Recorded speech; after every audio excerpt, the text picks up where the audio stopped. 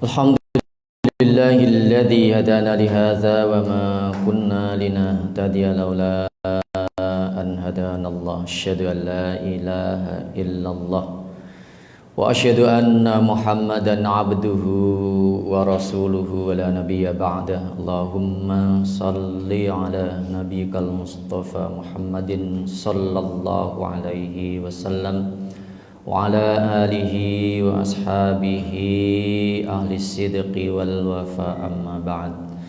Fa ya ayyuhal hadirun rahimakumullah, bapak-bapak dan saudara-saudara sekalian yang dirahmati Allah Subhanahu wa taala. Alhamdulillah kita dipertemukan kembali oleh Allah Subhanahu wa taala dalam kesempatan ini untuk kita bersama-sama menunaikan kewajiban kita, baik itu kewajiban salat maupun kewajiban kita dalam tafaqquh fiddin.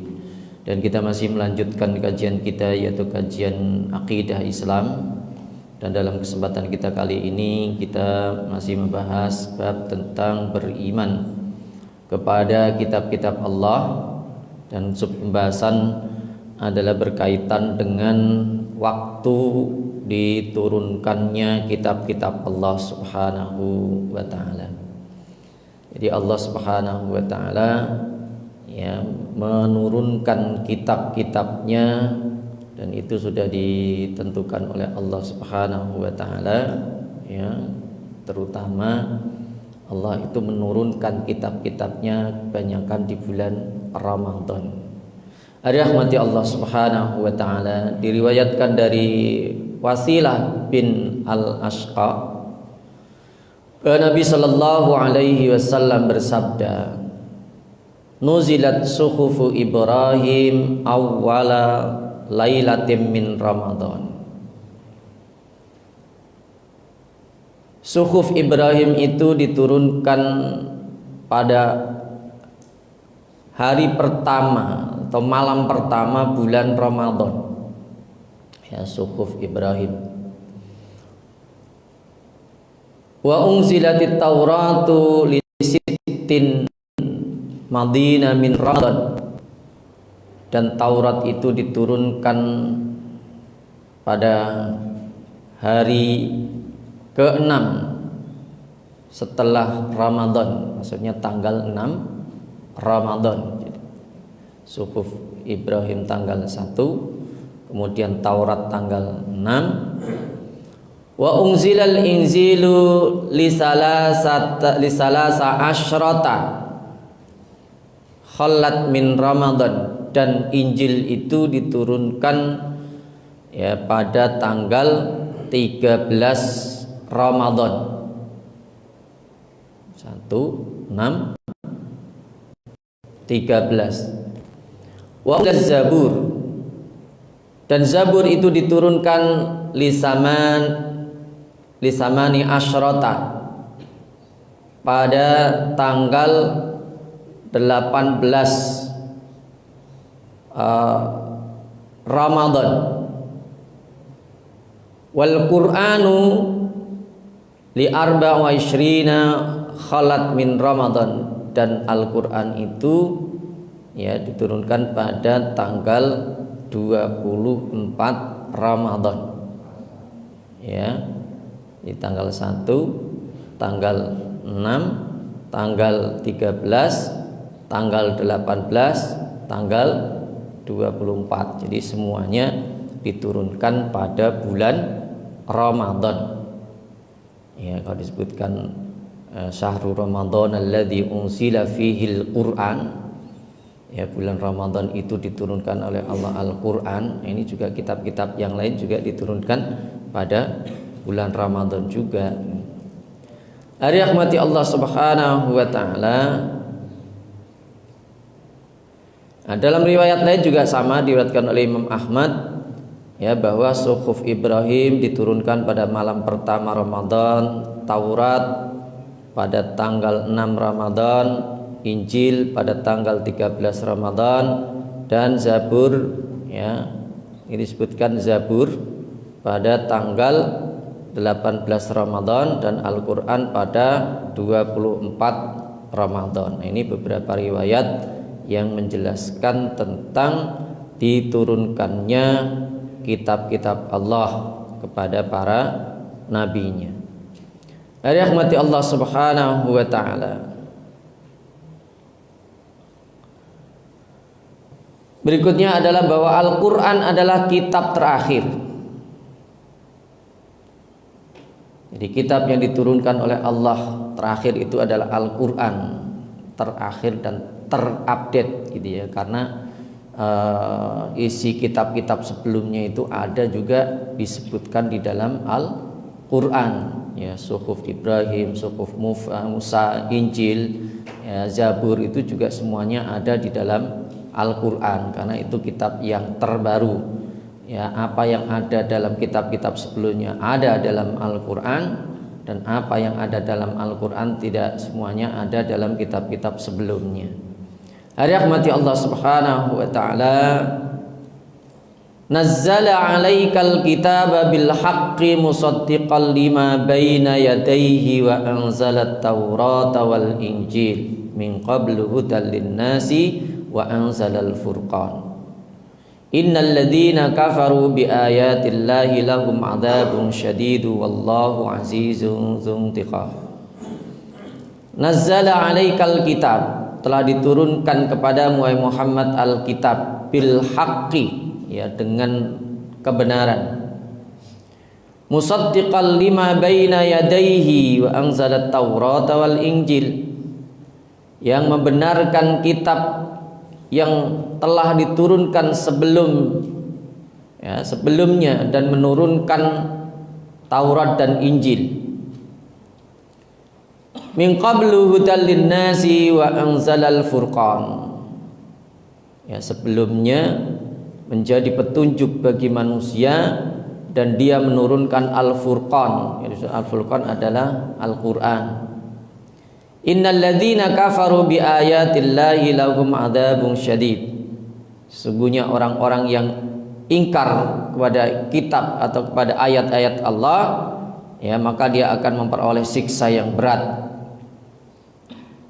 Wallahu azizun dzuntiqam, dan Allah Maha perkasa lagi mempunyai balasan atau siksa.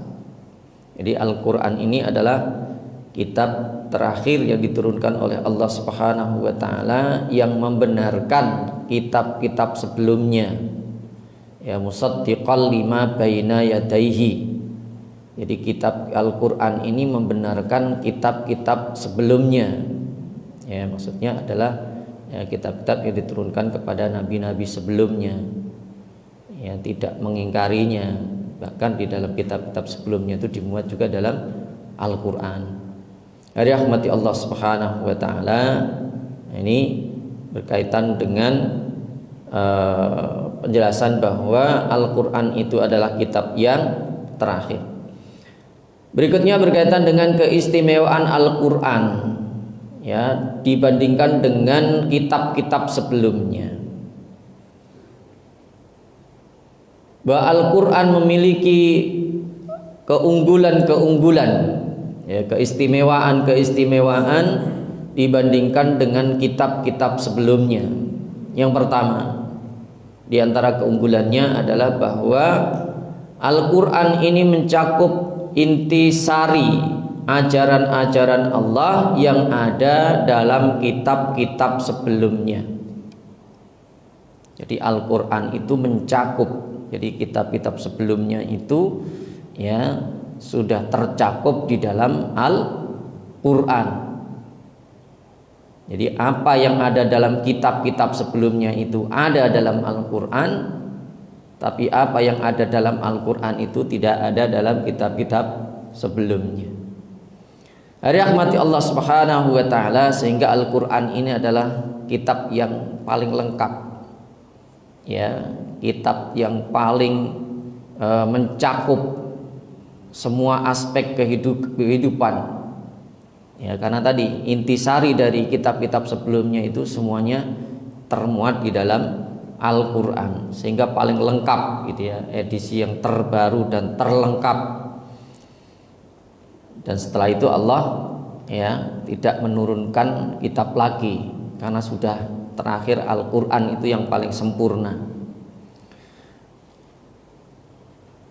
Allah Subhanahu wa taala berfirman, "Wa anzalna ilaikal kitaba bil haqqi musaddiqan lima baina yadayhi minal kitabi wa muhaiminan 'alaihi." Dan kami telah turunkan kepadamu wahai Muhammad Alkitab, yaitu Al-Qur'an, bil haqqi dengan membawa kebenaran, musaddiqan lima baina yadayhi yang membenarkan apa yang sebelumnya, yaitu kitab-kitab sebelumnya,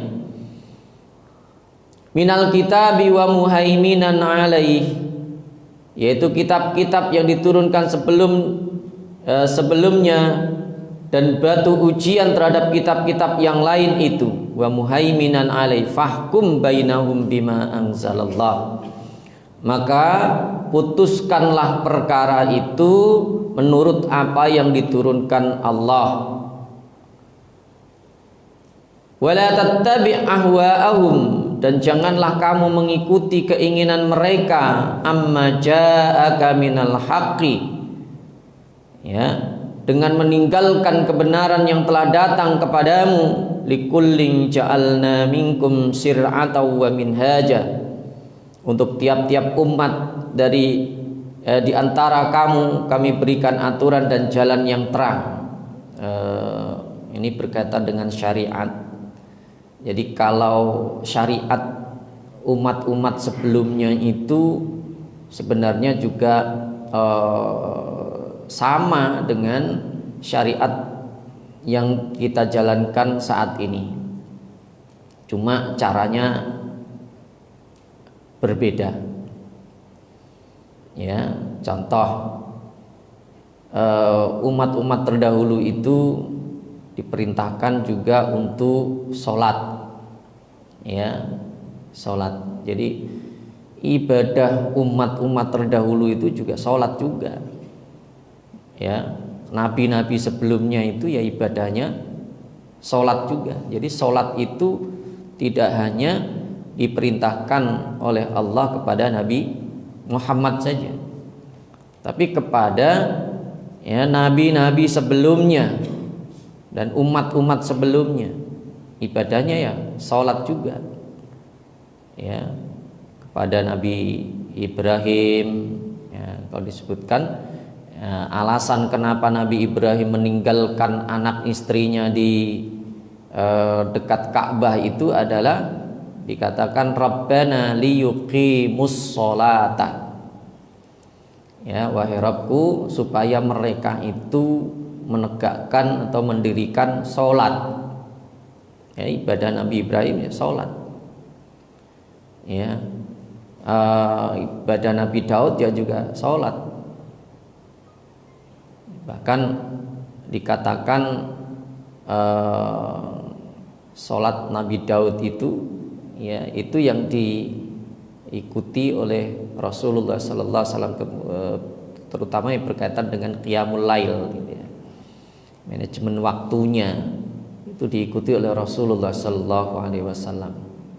Rahmati Allah Subhanahu Wa Taala, puasa juga begitu.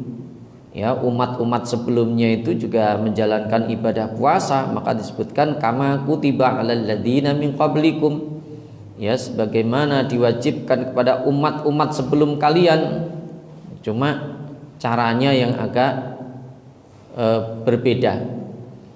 Ya, kalau Nabi Daud itu puasanya sehari puasa, sehari berbuka. Kalau Nabi Musa itu puasanya 3 hari tiap bulan, ya, 3 hari tiap bulan. Nah, kemudian dirubah lagi puasanya Rasulullah Sallallahu Alaihi Wasallam dan umatnya itu selama 1 bulan Ramadan, ya. Nah, itu cuman pelaksanaannya yang berbeda, tapi ibadahnya sama, ya, sholat ya puasa, ya, termasuk berkorban itu juga ajaran, ya, yang dibawa oleh nabi-nabi sebelumnya juga, terutama Nabi Ibrahim. Bahkan pengorbanan itu sudah diajarkan sejak zaman Nabi Adam, gitu ya. Cerita tentang Qabil Habil itu, ya, fataqarraba qurbanan, gitu ya. mereka itu mendekatkan diri kepada Allah dengan memberikan kurban gitu ya. Tuqbila min ahadihima wa lam yutaqabbal minal akhar, salah satunya diterima dan yang punya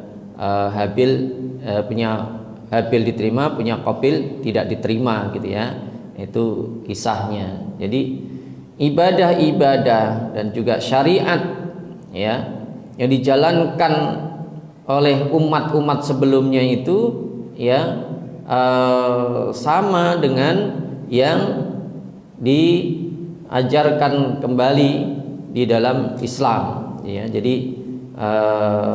intisari dari ajaran-ajaran Allah sebelumnya itu juga termuat di dalam Al-Quran. Rahmati Allah Subhanahu wa ta'ala. Yang kedua, di antara keistimewaan Al-Quran, bahwa Al-Quran kitab petunjuk terakhir yang diturunkan oleh Allah, yang dijaga sampai hari kiamat. Nah, ini keistimewaan Al-Quran. Kalau kitab-kitab sebelumnya itu tidak dijaga oleh Allah, sehingga kitab-kitab sebelumnya itu banyak diubah, banyak diganti ya, karena Allah tidak, memang dipersiapkan oleh Allah kitab-kitab sebelumnya itu bukan untuk selamanya ya, temporal. Beda dengan Al-Quran. Kalau Al-Quran ini memang dipersiapkan oleh Allah untuk selamanya, tidak ada revisi lagi, tidak ada perbaikan lagi, tidak ada pergantian lagi. Sehingga kitab Al-Quran ini dijaga oleh Allah Subhanahu wa ta'ala ila yaumil qiyamah, tidak akan berubah ya, tidak akan ada orang yang menggantinya, karena itu dijaga oleh Allah Subhanahu wa ta'ala. Berbeda tadi dengan kitab-kitab sebelumnya. Kalau kitab-kitab sebelumnya itu ya begitu turunkan, nabinya masih ada, itu terjaga ya. Tapi begitu sepeninggal para nabinya, banyak umatnya itu yang melakukan penyimpangan-penyimpangan. Dan juga tidak ada umat-umat terdahulu itu yang menghafal kitabnya ya. Umat-umat terdahulu itu tidak ada yang menghafal kitabnya ya. Zabur nggak ada yang hafal seperti Al-Quran. Kalau Al-Quran walaupun sudah ya 1400 tahun yang lalu, itu yang menghafal semakin banyak, sehingga itu terjaga. Berbeda dengan kitab-kitab sebelumnya. Begitu nabinya meninggal dunia ya, tidak ada yang hafal kitabnya ya, malah mereka banyak mengubah isinya ya, mengubah isinya ya. Itu yang dilakukan oleh umat-umat terdahulu. Allah Subhanahu wa ta'ala, wa innahu lakitabun azizun, dalam surat Fussilat ya, ayat 41-42, Allah Subhanahu wa ta'ala berfirman, wa innahu lakitabun azizun, dan sesungguhnya Al-Quran itu adalah kitab yang mulia, la ya'tihil batilu min baini yadayhi wala min khalfihi tanzilum min hakimin hamid.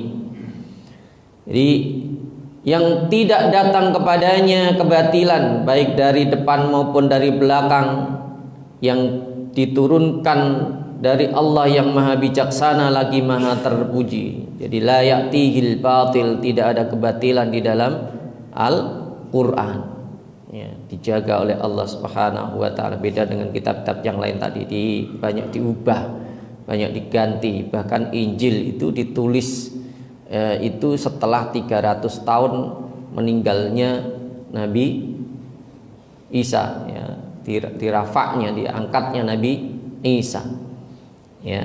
Jadi dan tidak ada yang hafal, sehingga Injil itu isinya ya campur-campur ya, banyak perkataan manusia juga di situ, sehingga ketika dibandingkan antara satu Injil dengan Injil yang lain ya, itu banyak sekali perbedaan-perbedaan, apalagi redaksinya ya, beda bahasa ya, itu banyak lagi perbedaan-perbedaannya ya begitu dikaji, dipelajari ya, banyak sekali. Ada yang sempat menghitung itu ada sekitar 35.000 perbedaan ya, antara Injil dengan Injil yang lain itu ya, karena tidak ada yang hafal.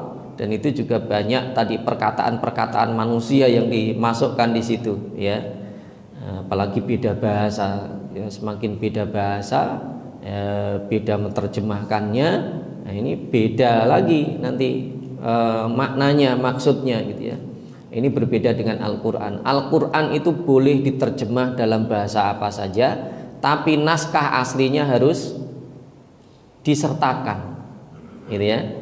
Tidak boleh hanya terjemahnya saja. Dia naskah aslinya Arabnya itu harus dituliskan. Itu aturannya. Ya, karena nanti kalau yang dibaca itu terjemahnya saja, ya semakin diterjemahkan lagi,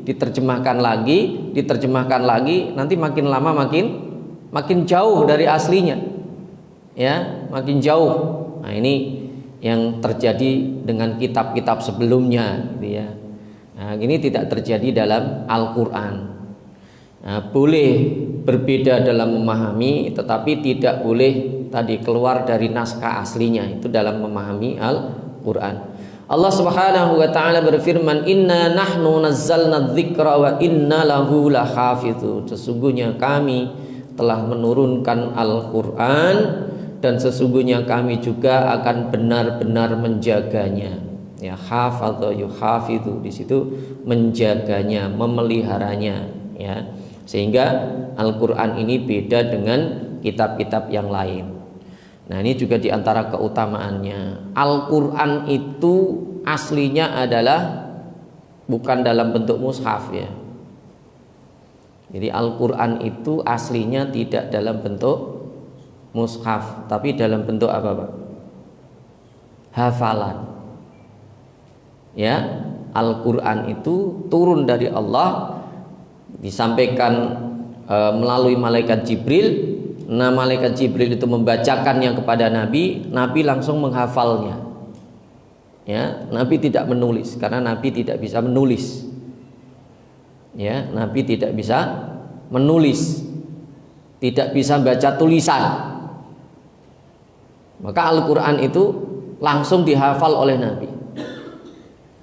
Nah, Nabi kemudian mendiktekan ya, mengajarkan kepada para sahabat itu juga dalam bentuk hafalan. Baru setelah itu ada salah seorang sahabat yang ditunjuk Nabi, yaitu Zaid bin Thabit, menjadi juru tulisnya. Ya. Jadi aslinya Al-Qur'an itu adalah bukan dalam bentuk teks, tapi dalam bentuk hafalan. Maka dari itu ya, kalau ada kesalahan dalam penulisan mushaf, itu yang salah bukan Al-Qur'annya, tapi salah tulisannya. Maka kalau Al-Qur'an itu mau dicetak, itu tidak boleh dicetak dulu sebelum dia ditashkhih. Ditashkhih itu dicek kebenarannya ya oleh orang-orang yang hafidh Al-Qur'an. Ya. Jadi yang memastikan kebenarannya itu, yang mengeceknya kembali itu adalah orang-orang yang hafidh Al-Quran ya, sehingga Al-Quran itu bisa dipastikan penulisannya betul. Nah, kalau tidak, kalau dia hanya merujuknya kepada naskah ya, naskah itu bisa salah tulis gitu ya. Tapi kalau hafalan inilah yang menjadi rujukan ya di dalam menentukan kebenaran Al-Quran. Ya, bahkan pada zaman pembukuan pertama ya, Zaid bin Thabit dan timnya itu diperintahkan oleh Khalifah Abu Bakar atas usulan Umar itu untuk menulis Al-Quran, karena pada waktu itu ya ada 70 orang hafidh ya yang meninggal dalam perang Yamamah ya. Kalau sekali perang 70 orang hafidh, pada untuk hafidh Al-Quran itu butuh waktu yang lama, gak bisa setahun 2 tahun ya, dalam waktu yang lama. Ini kalau sekali perang 70 orang meninggal, 2 kali perang, 3 kali perang ya, maka disitulah usulan Umar. Nah, ini kalau tidak ditulis Al-Quran Ya, mumpung masih banyak yang hafal, ya, maka dikhawatirkan Al-Qur'an itu akan hilang. Maka kemudian disetujui oleh Abu Bakar, kemudian ditulislah itu ya mushaf pertama. Itu pun gitu ya, menulisnya enggak sembarangan. Setiap ayat yang akan ditulis itu disaksikan oleh orang-orang yang hafid. Ya, benarkah ini ayat? Ya, nanti disaksikan oleh orang-orang yang hafid Al-Qur'an itu. Ya, baru ditulis gitu ya. Baru ditulis. Setelah itu terkumpullah itu dan menjadi mushaf pertama gitu ya. Nah, kemudian yang kedua itu ada namanya mushaf Utsmani. Ya, mushaf pertama itu masih karena para sahabat itu masih punya catatan-catatan. Para sahabat itu masing-masing punya catatan-catatan selain mushaf yang dibukukan tadi itu menjadi satu itu dan disepakati itu. Masih punya catatan-catatan dan masing-masing juga punya murid-murid yang berbeda. Nah, kemudian ditambah lagi dengan permasalahan perluasan wilayah Islam yang sudah sampai kepada kawasan-kawasan non-Arab. Nah, disitulah kemudian banyak orang membaca Al-Quran itu dengan bacaan yang berbeda-beda, ya, berbeda-beda. Nah, akhirnya dikumpulkan kembali semua catatan yang dimiliki para sahabat, ya, dikumpulkan kembali, ditulis ulang, nah, disepakati jadi satu mushaf, dan referensi utama juga dari yang ditulis pada zaman Abu Bakar itu. Nah, kemudian ditulis dan itu juga disaksikan oleh para orang-orang yang hafid. Tidaklah itu ditulis kecuali di situ disaksikan oleh orang-orang yang hafid. Baru telah disepakati mushaf namanya mushaf Utsmani. Ya, cara bacanya semuanya disamakan penulisannya. Itu ya, itu sejarah penulisan Al-Qur'an. Nah, naskah-naskah yang lain, catatan-catatan yang dimiliki oleh para sahabat itu dimusnahkan semua supaya tidak terjadi lagi perbedaan-perbedaan itu. Nah, itu sejarahnya bagaimana Allah itu menjaga Al-Qur'an itu tetap ya asli ya ila yaumil qiyamah. Rahmati Allah Subhanahu wa taala. Yang ketiga di antara keunggulan Al-Qur'an atau keistimewaan Al-Qur'an dibandingkan dengan kitab-kitab yang sebelumnya adalah bahwa Al-Qur'an itu mukjizat abadi sepanjang masa, yaitu mukjizat ilmiah, mukjizat ilmu pengetahuan sepanjang masa. Ya. Ini di antara keunggulan Al-Qur'an. Al-Qur'an itu diturunkan sudah 1400 tahun yang lalu. Tetapi ilmu yang ada di dalam Al-Qur'an itu tidak pernah habis digali. Ya, ilmu yang ada di dalam Al-Qur'an itu tidak habis dipelajari ila yaumil qiyamah, sampai hari kiamat. Sehingga Al-Qur'an itu bisa dipahami dengan pemahaman-pemahaman terbaru. Ya, ada pengetahuan baru, ada ilmu baru. Ya, itu bisa digunakan untuk memahami Al-Qur'an, sehingga Al-Qur'an itu relevan ya dengan setiap masa. Ya, zaman boleh berubah, tapi Al-Qur'an itu tetap tidak berubah dan bisa dipahami dengan pengetahuan-pengetahuan baru, cocok dengan pengetahuan-pengetahuan baru, sehingga Al-Qur'an itu selalu baru. Ya, bisa dipahami dengan pemahaman yang baru, selalu baru. Ya, ayatnya lama tapi pemahamannya bisa baru. Ini Al-Qur'an. Ya, kenapa?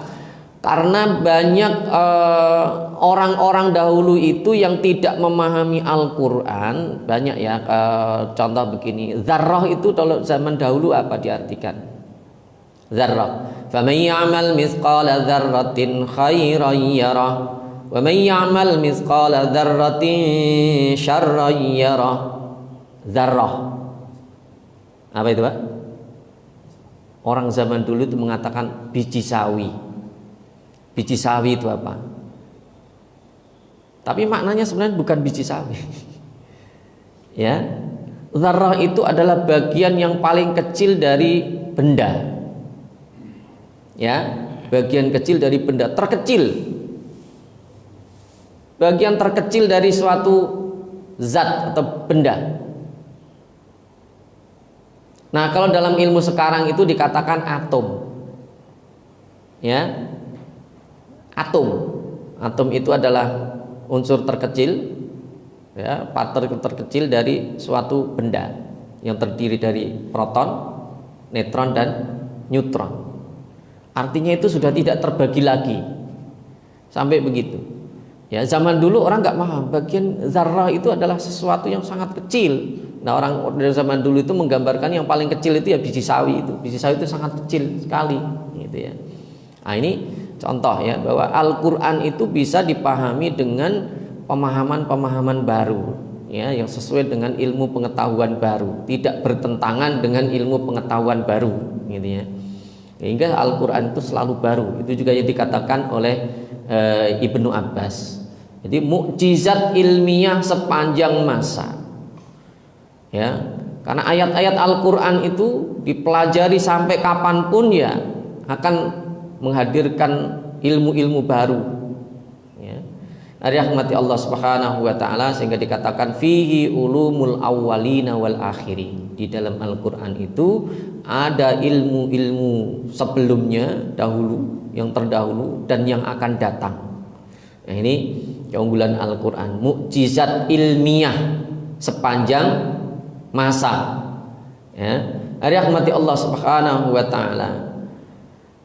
Hal ini karena Al-Qur'an datang dari Allah, pencipta alam semesta, sehingga apa yang disebutkan oleh Allah dalam Al-Qur'an tidak bertentangan ya dengan ciptaan Allah. Ya, Allah yang maha mengetahui seluruh alam semesta ini, ya, ketika Allah menurunkan Al-Qur'an itu tentunya ya sudah disesuaikan oleh Allah dengan apa yang ada di alam semesta ini. Ya, jadi tidak mengarang, karena Al-Qur'an itu dari Allah. Maka sehingga ayat itu ada dua, ada ayat qauliyah, ada ayat kauniyah. Kalau qauliyah itu ya Al-Qur'an itu yang kita baca, yang kita ucapkan. Ada yang namanya ayat kauniyah. Ayat kauniyah itu ya alam semesta ini. Ya, alam semesta ini kauniyah, disebut alam semesta. Ya, itu sama-sama bukti kebesaran Allah Subhanahu wa taala. Maka kalau kita ingin mengenal Allah, sebagaimana dulu kita sampaikan, yang pertama kita harus sering-sering baca Al-Qur'an, yaitu ayat qauliyah. Di situ Allah berbicara langsung kepada manusia, ya, tentang kehidupan, tentang semuanya, tentang akhirat, ya, tentang surga, tentang neraka. Allah berbicara di situ. Coba tadi ya ayat qauliyah, ada ayat kauniyah, yaitu alam semesta ini, tadabbur alam. Ya, fala yanzuruna ilal ibili kaifa khuliqat. Ya, juga disebutkan wa ilas sama'i kaifa rufi'at. Allah mengajak kita untuk berpikir ya tentang alam semesta yang diciptakan oleh Allah Subhanahu wa taala, sehingga tidak ada terjadi pertentangan antara apa yang dikatakan oleh Allah dalam Al-Qur'an dengan apa yang ada di alam semesta. Al-Qur'an adalah kalamullah, sedangkan alam semesta adalah mahakarya dari Allah, sehingga Allah lebih berhak untuk menceritakan dan menjelaskan hakikat ya ciptaannya kepada hamba-hambanya melalui Al-Qur'an. Jadi mahakarya Allah Subhanahu wa taala alam semesta ini. Nah, itulah yang disebutkan oleh Allah, diceritakan oleh Allah di dalam Al-Qur'an. Ya, sehingga tidak akan terjadi pertentangan antara isi Al-Qur'an dengan apa yang ada di alam semesta ini, sehingga Al-Qur'an itu bisa menjadi referensi ya bagi kajian alam ya, ilmu alam, ilmu fisika, ilmu kimia, ilmu biologi, itu bisa merujuk kepada Al-Qur'an. Rahmati Allah Subhanahu wa taala. Yang keempat, di antara keunggulan Al-Qur'an dibandingkan dengan kitab-kitab yang lain, Al-Qur'an itu mudah dipelajari, mudah dihafalkan, mudah dipahami, dan mudah diamalkan. Ya, jadi Al-Qur'an itu sudah dimudahkan oleh Allah sedemikian rupa. Maka begini, orang-orang yang hafal Qur'an itu biasanya orang-orang pintar. Ya, orang-orang yang hafal Quran itu biasanya orang-orang yang pintar. Apalagi kalau dia mendalami, ya, semakin mendalami Al-Quran. Ya, dulu ada seorang budak namanya Ibnu Abza, itu dia seorang budak, oleh Allah Subhanahu wa taala diangkat derajatnya, ya, bahkan dia ditunjuk oleh Nafi' bin Haris itu menjadi seorang pengganti, ya, menjadi pemimpin di kota Makkah waktu itu. Alasannya apa? Dia itu adalah orang yang ahli Al-Quran, ya, orang yang ahli Al-Quran dan ahli ilmu waris. Nah ini, ya, dimuliakan oleh Allah Subhanahu wa taala. Jadi Al-Quran itu mudah dipelajari, mudah dihafal, mudah dipahami, dan mudah diamalkan. Allah Subhanahu wa taala telah berfirman, walaqad yassarnal qur'ana lidzikri fahal mim muddakir. Nah, ini diulang oleh Allah Subhanahu wa taala di dalam Al-Qur'an dalam satu surat, yaitu surat Al-Qamar, ya, ada berapa kali diulang? Walaqad yassarnal qur'ana lidzikri fahal mim muddakir. Ada berapa itu? Ya, ada yang hafal? 4 kali, ya, dalam satu surat itu diulang oleh Allah 4 kali, redaksinya sama, ya, yaitu dalam ayat 17, 22, 32 dan 40 yang menjelaskan bahwa Al-Quran itu mudah dipelajari. Memang sudah didesain oleh Allah sedemikian rupa. Al-Quran itu sudah didesain supaya mudah dipelajari, mudah dihafal, mudah dibaca, mudah dipahami, mudah diamalkan. Ya, ini luar biasa. Ya, bahkan gitu ya, ada orang-orang, ya, orang-orang yang secara apa ya, mental, ya, itu apa namanya istilahnya, ada anak-anak yang punya kekurangan gitu ya. Ada yang susah ngomong, mau bicara itu susah. Ada yang tapi begitu baca Al-Quran lancar, ya, begitu sudah membaca Al-Quran lancar. Tapi kalau untuk ngomong yang lainnya susah. Ya, ini luar biasa. Ya, jadi Al-Quran itu mudah dipelajari, mudah dihafal, mudah dipahami, mudah diamalkan. Nah, dalam ayat lain Allah Subhanahu wa taala dalam surat Ad-Dukhan 58 Allah berfirman, fa innama yassarnahu bilisanika la'allahum yatadzakkarun. Ya, sesungguhnya kami mudahkan Al-Quran itu dengan bahasamu supaya mereka itu mendapatkan pelajaran. Ya, ternyata bahasa Arab itu adalah bahasa yang mudah. Ya, bahasa Arab itu bahasa yang mudah. Dipilihlah oleh Allah bahasa Al-Quran itu adalah bahasa Arab. Ternyata itu bahasa yang paling mudah. Bahasa yang paling mudah dan luas maknanya itu bahasa Arab. Ya, luas maknanya. Sehingga satu kata itu bisa dipahami banyak makna. Itu Al-Quran. Ya, sehingga tadi nggak boleh kalau nggak ditulis aslinya Al-Quran itu, harus ditulis aslinya. Sehingga bisa saja kalau penterjemah itu, orang yang menterjemah Al-Quran itu kan dia ketika menerjemahkan itu pasti diambil dari salah satu makna yang memungkinkan di situ, ya, diambil satu makna dari beberapa makna itu loh, baru diterjemahkan di situ. Ya, sehingga kalau diambil dari satu makna kemudian diterjemahkan dalam bahasa lain dari terjemahan itu, bisa nanti maknanya beda lagi, makin jauh gitu ya, makin jauh.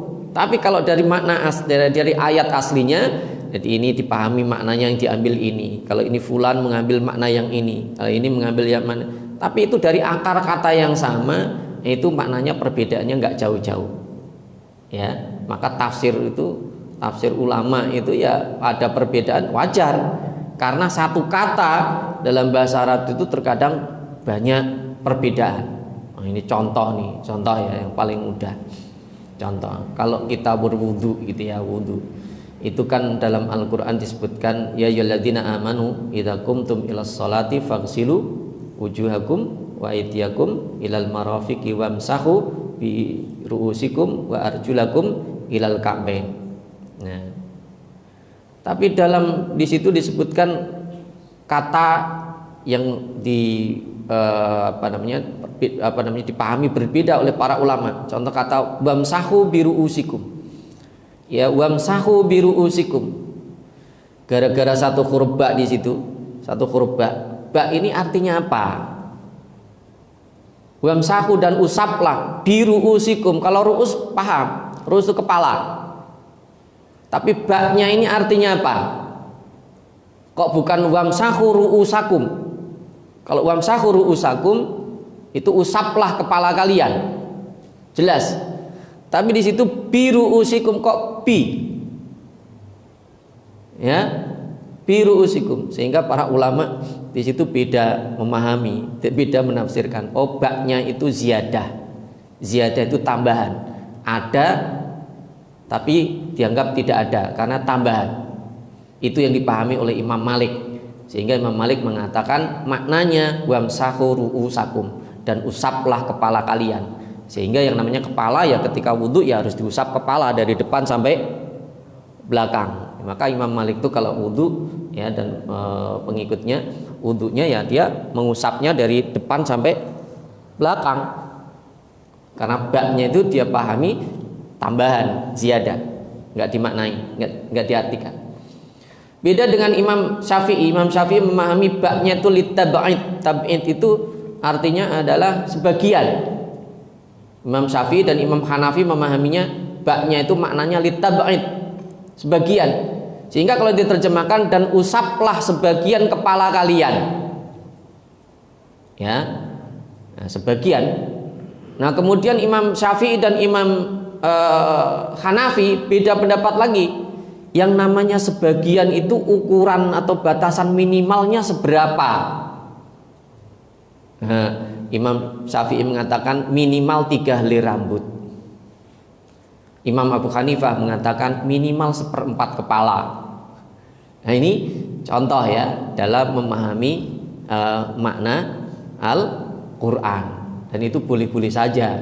Ya, kita mau mengikuti yang mana, yang penting kita tahu tadi bahwa perbedaan pendapat ini didasarkan kepada makna kata ini dalam Al-Quran. Kita lebih cocok yang mana? Ya, kalau cocok dengan Imam Syafi'i ya kita ikuti Imam Syafi'i, minimal 3 helai rambut. Ya, itu yang kita lakukan kan. Kalau wudhu kita mau usap di mana saja, depan, belakang, kiri, kanan juga boleh. Ya, mau depan sini atau belakang sini gitu ya.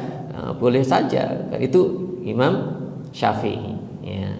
Itu minimal tadi. Tapi Imam Syafi'i mengatakan sunnahnya diusap semua.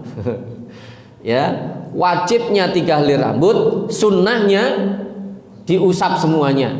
Nah, itu ya tidak bertentangan dengan mazhab Imam Malik. Tapi kalau Imam Malik kan ngusap semuanya tadi itu wajib. Kalau Imam Syafi'i sunnah. Nah, ini hanya perbedaannya. Contoh tadi dalam memahami makna Al-Quran. Tapi itu dimudahkan oleh Allah Subhanahu wa Ta'ala. Kenapa kalau dipilih tadi bahasanya bahasa Arab? Karena bahasa Arab itu banyak makna. Ya, sehingga tadi bisa dipahami dengan pemahaman-pemahaman yang baru. Hari rahmati Allah Subhanahu wa Ta'ala. Udah syuruk Pak? Belum. Yang kelima, di antara keunggulan atau keistimewaan Al-Quran dibandingkan dengan kitab sebelumnya adalah dengan mempelajari Al-Quran ya, atau Al-Quran itu menjadi sarana ya, menjadi sarana untuk menjadi manusia-manusia terbaik ya. Jadi Al-Quran itu bisa menjadi wasilah ya bagi manusia untuk menjadi manusia-manusia terbaik atau menjadi manusia terbaik dengan Al-Quran. Kuntum khaira ummatin ukhrijat lin-nasi ta'muruna bil ma'rufi wa tanhauna 'anil munkar. Ya, dijamin oleh Allah kalian itu umat yang terbaik. Khaira ummatin ukhrijat lin-nas, yang dikeluarkan atau dihadirkan ya, dilahirkan oleh Allah linnas, untuk seluruh manusia. Dengan apa umat ini menjadi terbaik? Dengan apa umat Islam itu menjadi umat terbaik? Dengan Al-Quran. Al-Quran itu kitab terbaik yang diturunkan oleh Allah kepada Nabi terbaik pada malam yang terbaik, ya, kepada umat yang terbaik. Jadi terbaik semua, ya, agar kita menjadi manusia terbaik. Jadi Allah mengangkat derajat manusia itu dengan Al-Quran. Tadi kita contohkan ada budak pun, meskipun dia budak, ya, karena dia hafid Al-Quran, ya, dia memiliki pemahaman yang baik terhadap Al-Quran, itu bisa diangkat menjadi pemimpin. Padahal budak itu adalah tingkatan manusia yang paling bawah, ya, diperlakukan setengah hewan setengah manusia, bisa dijual dan dia tidak memiliki kebebasannya. Tapi ketika dia dimerdekakan, dia bisa menjadi seorang pemimpin. Kenapa? Melalui Al-Quran. Sehingga Rasulullah SAW bersabda, khairukum man ta'allamal Qur'ana wa 'allamahu. Orang terbaik dari kalian itu adalah orang yang mau belajar Al-Quran dan mengajarkannya. Jadi ada kewajiban-kewajiban kita terhadap Al-Quran. Pertama, membaca. Kedua, menghafal. Ketiga, mempelajari. Yang keempat, memahami. Yang kelima, menggali hukumnya. Yang keenam, mengamalkan isinya. Itu kewajiban kita terhadap Al-Quran. Membaca, menghafal, mempelajari, memahami, menggali isinya, mengamalkannya, ya. Sehingga belajar Al-Quran itu butuh waktu lama. Contoh, ya, Ibnu Umar itu mempelajari surat Al-Baqarah itu butuh waktu selama 8 tahun satu surat, ya. Kalau menghafal Al-Quran ada yang sampai 4 tahun 5 tahun, itu ya biasa aja. Satu surat aja Ibnu Umar itu 8 tahun. Bahkan bapaknya lebih lama lagi. Umar bin Khattab itu belajar surat Al-Baqarah itu butuh waktu 12 tahun, ya. Karena yang paling susah itu mengamalkannya. Jadi mereka tidak hanya mempelajari, menghafal, memahami, tapi mereka mengamalkan, ya. Nah ini, sehingga mereka benar-benar menjadi manusia terbaik. Para sahabat itu dikatakan oleh Rasulullah SAW, khairukum qarni, sumalladzina yalawnahum, sumalladzina yalawnahum. Orang terbaik dari kalian itu adalah generasiku, lalu orang-orang yang setelahnya dan setelahnya. Kenapa? Karena generasi Rasulullah itu generasi Al-Quran, ya. Mereka benar-benar mempelajari Al-Quran itu, ya, tadi, ya, membaca, ya, menghafal, memahami isi, melaksanakannya, menjalankan, mengamalkannya. Dan itu dicontohkan langsung oleh Rasulullah, ya. Rasulullah itu adalah orang yang pertama menjalankan seluruh isi Al-Quran. Sehingga ketika ditanya bagaimana perilaku Rasulullah, ya, istrinya menjawab, Aisyah menjawab, kana khuluquhul Quran. Nabi itu perilakunya adalah Al-Quran, ya, dicontohkan oleh Rasulullah seperti itu. Sehingga dengan Al-Quran itu akan menjadi manusia-manusia terbaik, ya. Rahmati Allah Subhanahu wa taala. Nah, di dalam hadis lain diriwayatkan dari Utsman bin Affan, Nabi SAW bersabda, inna afdalakum man ta'allamal Qur'ana wa 'allamahu. Sesungguhnya orang-orang terbaik kalian adalah orang yang belajar Al-Quran dan mengajarkannya. Nah, ini di antara keunggulannya. Yang berikutnya, yang keenam, di antara keunggulan Al-Quran adalah bahwa Al-Quran itu nanti akan menjadi syafaat pada yaumul qiyamah. Nabi SAW bersabda, iqra'ul Qur'an fa innahu ya'ti yaumal qiyamati syafi'an li ashabihi.